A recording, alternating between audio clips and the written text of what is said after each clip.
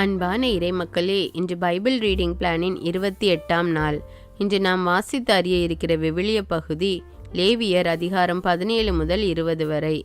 இந்த அதிகாரங்களில் ஆண்டவர் ஒரு சிறு குழந்தைக்கு கற்பிப்பது போல இஸ்ரேல் மக்களுக்கு பல விதிமுறைகளையும் சட்டங்களையும் கற்பித்து கொடுக்கிறார். மேலும் அந்த கட்டளைகளை மீறினால் அது பாவம் என்றும் அவருடைய கட்டளைகளை மக்கள் கடைபிடிக்க வேண்டும் என்றும் கூறுகிறார். அதிகாரம் 19 ஆண்டவர் மோசேயிடம், நான் தூயவராய் இருப்பது போல நீங்களும் தூயவராக இருங்கள் என்று கூறுகிறார். மேலும் இதே அதிகாரத்தில் பல இடங்களில் நானே உங்கள் கடவுளாகிய ஆண்டவர் என்று கூறியிருக்கிறார். ஆம் மக்களே, நம்முடைய தேவன் தூயவராய் இருக்கிறார். நாமும் அவரை போல தூயவராய் இருக்க வேண்டும் என்று அவர் விரும்புகிறார். அதனால் நாம் நம்மிலிருந்து அனைத்து வகையான பாவங்களையும் விலக்கி தூயவராக வாழ்வோம். தொடர்ந்து லேவியர் அதிகாரம் 17 முதல் 20 வரை வாசித்து அறிந்து கொள்வோம். லேவியர் அதிகாரம் 17. இரத்தத்தின் புனிதம். ஆண்டவர் மோசேயிடம் கூறியது, ஆரோன், அவன் புதல்வர், எல்லா இஸ்ரேல் மக்கள் ஆகியோரிடம் நீ கூற வேண்டிய ஆண்டவரின் வார்த்தை இதுவே. இஸ்ரேல் குடும்பத்தை சேர்ந்த யாரேனும் மாடு, ஆடு அல்லது வெள்ளாடு இவற்றை சந்திப்பு கூடார வாயிலான ஆண்டவர் உறையும் இடத்தில் அவரது திருமுன் ஆண்டவருக்கு செலுத்தும்படி கொண்டு வராமல் குடியிருப்பிலோ குடியிருப்பு எல்லைக்கு வெளியிலோ கொலை செய்தால் அது அவருக்கு பழியாகும். குருதி சிந்த செய்ததால் அவர் தமது இனத்தினின்று அழிக்கப்படுவார். எனவே இஸ்ரேல் மக்கள் வயல்வெளியில் பலியிடுகிற தங்கள் பலிகளை சந்திப்பு கூடார வாயிலுக்கு ஆண்டவர் திருமுன் கொண்டு வந்து அங்கே அவருக்கு நல்லுறவு பலிகளாக செலுத்துவார்கள்.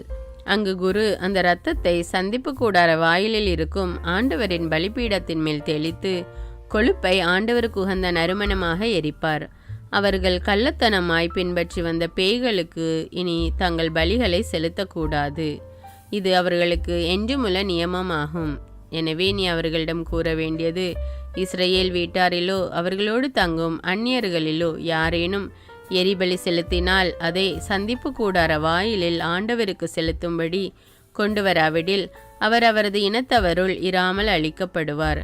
இஸ்ரேல் குடும்பத்தாரிலும் உங்கள் நடுவே தங்கும் அந்நியரிலும் ஒருவர் குருதியை அருந்தினால் குருதி அருந்தியவருக்கு எதிராக நான் என் முகத்தை திருப்பி அந்த மக்களிடையே அவர் இராதபடி அழிப்பேன். உடலின் உயிர் குருதியில் உள்ளது. அதனை நான் உங்களுக்காக பலிபீடத்தின் மேல் உங்கள் உயிருக்கென பாவக்கழுவாய் செய்யும்படி ஆணையிட்டேன். ஏனெனில் அது உயிருக்கான பாவக்கழுவாய் நிறைவேற்றும் குருதி. எனவேதான் இஸ்ரேல் மக்களுக்கு சொன்னேன், உங்களில் ஒருவரும் குருதியை அருந்த வேண்டாம், உங்களிடையே தங்கும் அந்நியரும் அருந்த வேண்டாம். இஸ்ரேல் மக்களிலோ உங்களிடையே தங்கும் அந்நியரிலோ ஒருவர் உண்ணத்தக்க ஒரு விலங்கை அல்லது பறவையை வேட்டையாடி பிடித்தால் அவர் அதன் குருதியை தரையில் சிந்தவிட்டு மண்ணால் மூட வேண்டும். ஏனெனில் அனைத்து உடலுக்கும் அதுவே உயிர், அதன் குருதி உயிர் போன்றது. ஆகையால் இஸ்ரேல் மக்களுக்கு எந்த உடலையும் குருதியோடு உண்ணாதீர்கள் என்று சொன்னேன். ஏனெனில் எல்லா உடலின் உயிரும் குருதியே, அதனை உண்பவர் அழிவார். குடிமக்களிலும் அந்நியரிலும் செத்த உடலை அல்லது பீறி கிழிக்கப்பட்டதை உண்பவர் தம் உடைகளை துவைத்து தண்ணீரில் முழுகுவார். அவர் மாலை மட்டும் தீட்டாயிருப்பார், பின்னர் தூய்மையாவார். அவர் தம் உடைகளை துவைக்காமலும் தம் உடலை கழுவாமலும் இருந்தால் தம் குற்றத்தை தாமே சுமப்பார். லேவியர் அதிகாரம் 18. பாலியர் குற்றங்கள். ஆண்டவர் மோசேயிடம் கூறியது, நீ இஸ்ரேல் மக்களுக்கு கூற வேண்டியது, நான் உங்கள் கடவுளாகிய ஆண்டவர். நீங்கள் குடியிருந்த எகிப்து நாட்டின் வழக்கப்படி செய்ய வேண்டாம்.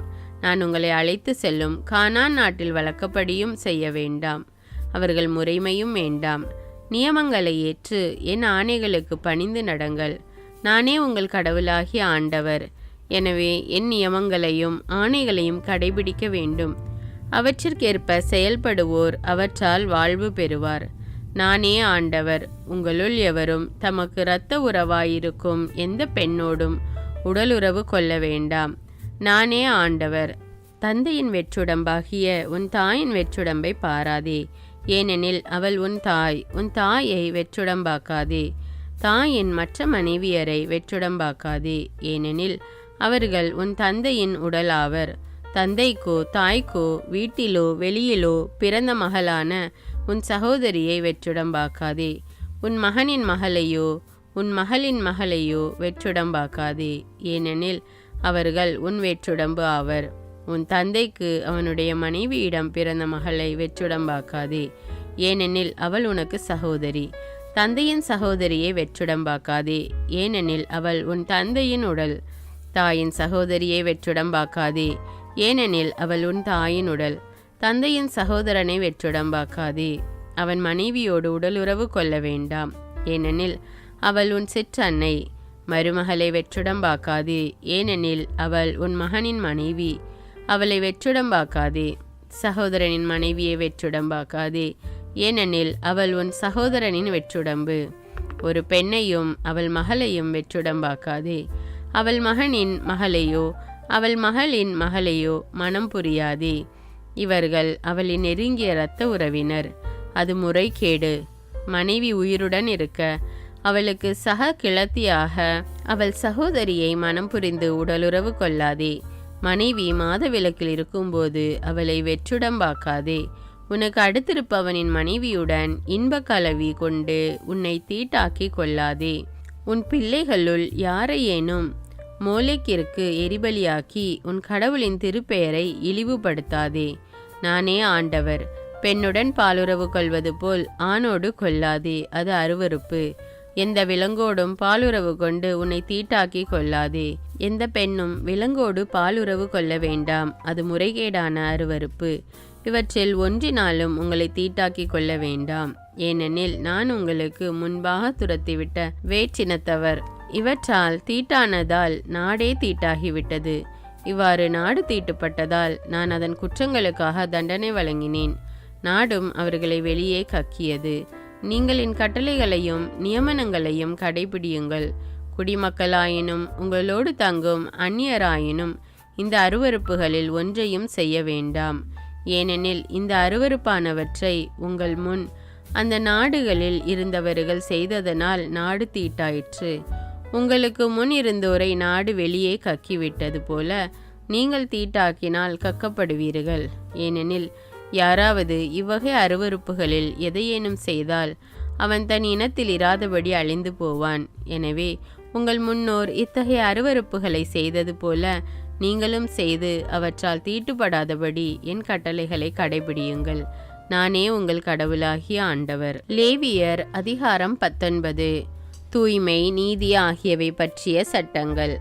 ஆண்டவர் மோசேயிடம் கூறியது, நீ இஸ்ரவேல் மக்களிடம் கூற வேண்டியது, தூயோராயிருங்கள், ஏனெனில் உங்கள் கடவுளும் ஆண்டவருமாகிய நான் தூயவர்.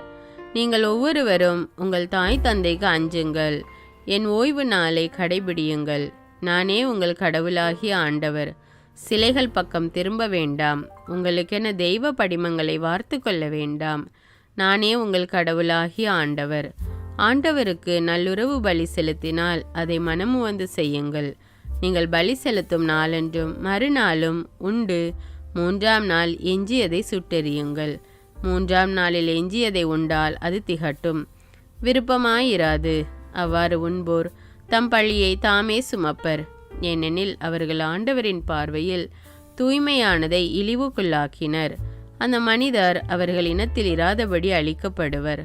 உங்கள் நாட்டில் நீங்கள் பயிரிட்டதை அறுவடை செய்யும்போது வரப்பு ஓர கதிரை அறுக்க வேண்டாம், சிந்தி கிடக்கும் கதிரையும் பொறுக்க வேண்டாம்.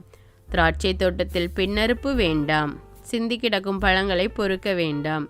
அவற்றை எளியோருக்கும் அந்நியருக்கும் விட்டுவிட வேண்டும். நானே உங்கள் ஆண்டவராகிய கடவுள்.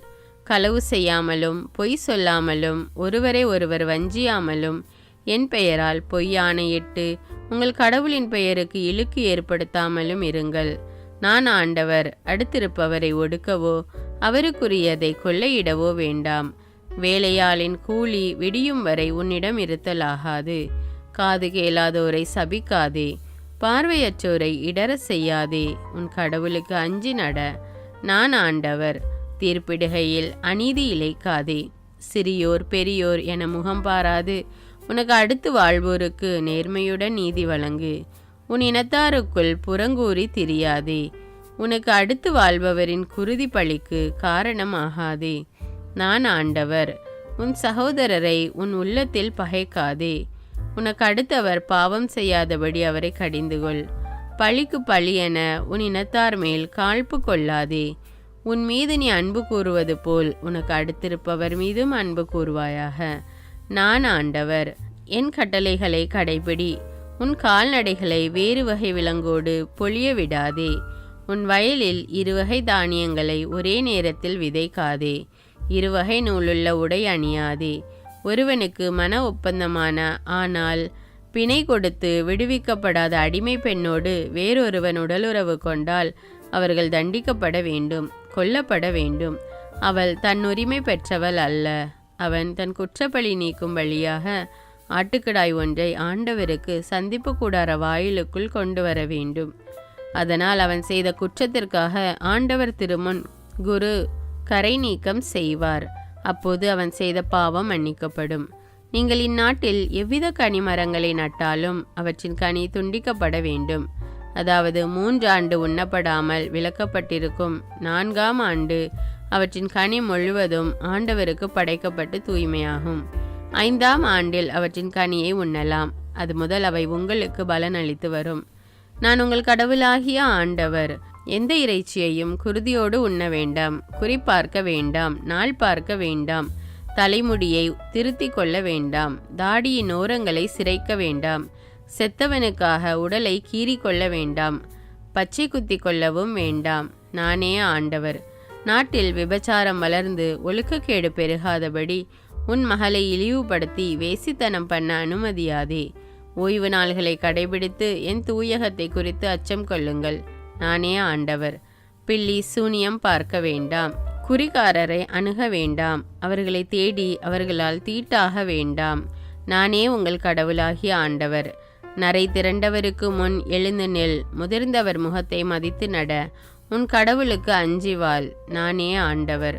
உங்கள் நாட்டில் தங்கியிருக்கும் அந்நியருக்கு தீங்கிழைக்காதே. உங்களிடம் தங்கும் அந்நியர் உங்கள் நாட்டில் பிறந்தவரை போல் இருக்க வேண்டும். உங்கள் மீது நீங்கள் அன்பு கூறுவது போல் அவர் மீதும் அன்பு கூறுங்கள். ஏனெனில் எகிப்தில் நீங்களும் அந்நியர்களாய் இருந்தீர்கள். நானே உங்கள் கடவுளாகிய ஆண்டவர். நீட்டல், நிறுத்தல், கொல்லல் ஆகிய அளவுகளில் நேர்மையை கடைபிடியுங்கள். தராசும் படிக்கல்லும் மரக்காலும் அளவு சரியானபடியும் உங்களிடம் இருக்கட்டும். உங்கள் எகிப்து நாட்டினின்று வெளிக்கொணர்ந்த உங்கள் கடவுளாகிய ஆண்டவர் நானே.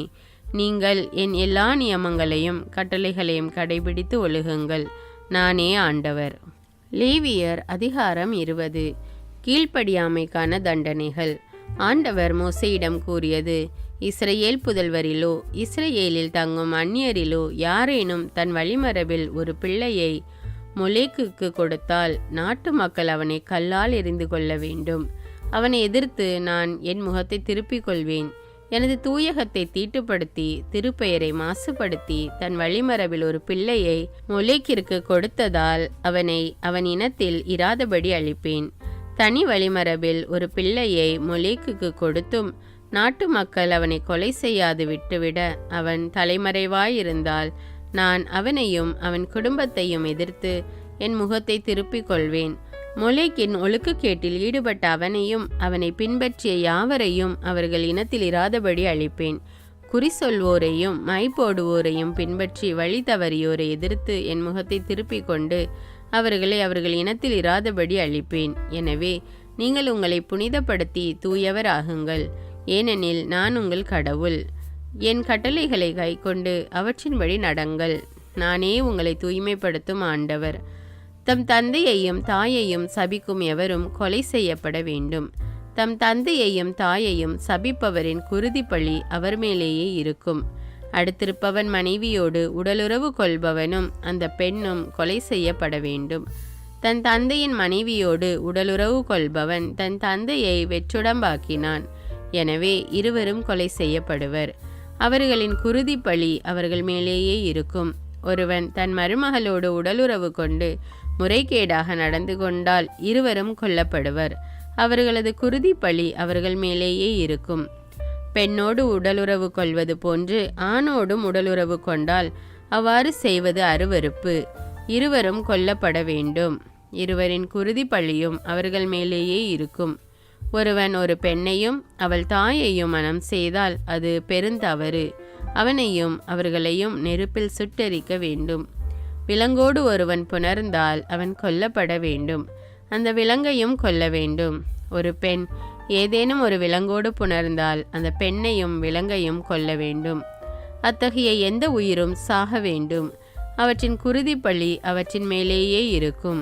யாரேனும் ஒருவன் தன் தந்தைக்கு அல்லது தாய்க்கு பிறந்த மகளோடு, அதாவது அவன் சகோதரியோடு உடலுறவு கொண்டால், அவளும் அதற்கு இணங்கினால் அது வெட்கக்கேடான செயல். அவர்கள் தங்கள் இனத்தோரின் முன்னிலையில் அழிக்கப்படுவார்கள். தன் சகோதரியை வெற்றுடம்பாக்கி அவன் தன் தீவினையை சுமப்பான். மாதவிலக்கில் இருக்கும் ஒருத்தியுடன் ஒருவன் உடலுறவு கொண்டால் இருவரும் தங்கள் உதிர ஊற்றை திறந்ததால் அவர்கள் தங்கள் இனத்தாரிடையே இல்லாதபடி அழிக்கப்படுவார்கள். உன் தாயின் சகோதரியையோ உன் தந்தையின் சகோதரியையோ வெற்றுடம்பாக்காதே. மீறுபவர் தங்கள் உடலை இழிவுபடுத்தியதால் தங்கள் பழியை தாமே சுமப்பர். ஒருவன் தன் தந்தையின் சகோதரனின் மனைவியோடு உடலுறவு கொண்டால் அவன் தன் தந்தையின் சகோதரனை வெற்றுடம்பாக்கினான். எனவே அவர்கள் தங்கள் பாவத்தை தாமே சுமப்பர், பிள்ளையன்றி இறப்பர். ஒருவன் தன் சகோதரன் மனைவியோடு உடலுறவு கொண்டால் அவன் தன் சகோதரனை வெற்றுடம்பாக்குகிறான். எனவே அவர்கள் பிள்ளையன்றி இருப்பர். நீங்கள் குடியிருப்பதற்காக உங்களை நான் கொண்டு போகிற நாடு உங்களை கக்கிவிடாதபடி நீங்கள் என் அனைத்து நியமங்களை பற்றி கொண்டு அவற்றிற்கேற்ப வாழுங்கள். உங்களுக்கு முன்பாக நான் விரட்டி இருக்கிற வேற்றினத்தாரின் செயற்படி நடக்க வேண்டாம். மேற்குறிப்பிட்ட செயல்களையெல்லாம் அவர்கள் செய்தார்கள். எனவே நான் அவர்களை வெறுத்தேன். அவர்களின் நாட்டை நீங்கள் உரிமையாக்கி கொள்வீர்கள் என்று கூறினேன். பாலும் தேனும் ஓடும் அந்த நாட்டை உங்களுக்கு உடைமையாக்கினேன். உங்களை மக்களினங்களை விட்டு பிரித்தெடுத்த உங்கள் கடவுளாகிய ஆண்டவரே நான். எனவே நீங்கள் தீட்டற்ற விலங்குகளுக்கும் தீட்டான விலங்குகளுக்கும் தீட்டான பறவைகளுக்கும் தீட்டற்ற பறவைகளுக்கும் வேறுபாடு கண்டு, தீட்டென்று நான் உங்களுக்கு சொல்லிய விலக்கப்பட்ட விலங்காலும் பறவையாலும் தரையில் ஊர்ந்து செல்லுகின்ற எந்த ஒரு பூச்சியாலும் உங்களை இழிவுபடுத்தி கொள்ளாது இருப்பீர்களாக. எனக்கென தூயவர்களாக இருப்பீர்களாக. ஏனெனில் ஆண்டவராகிய நான் தூயவராயிருந்து நீங்கள் என்னுடையவர்களாக இருக்கும்படி உங்களை மக்களினங்களினின்று பிரித்தெடுத்தேன். குறி சொல்லும் அல்லது மை போட்டு பார்க்கும் எந்த ஆணும் பெண்ணும் கல்லால் எறிந்து கொள்ளப்பட வேண்டும். அவர்களின் குருதி பழி அவர்கள் மேலேயே இருக்கும்.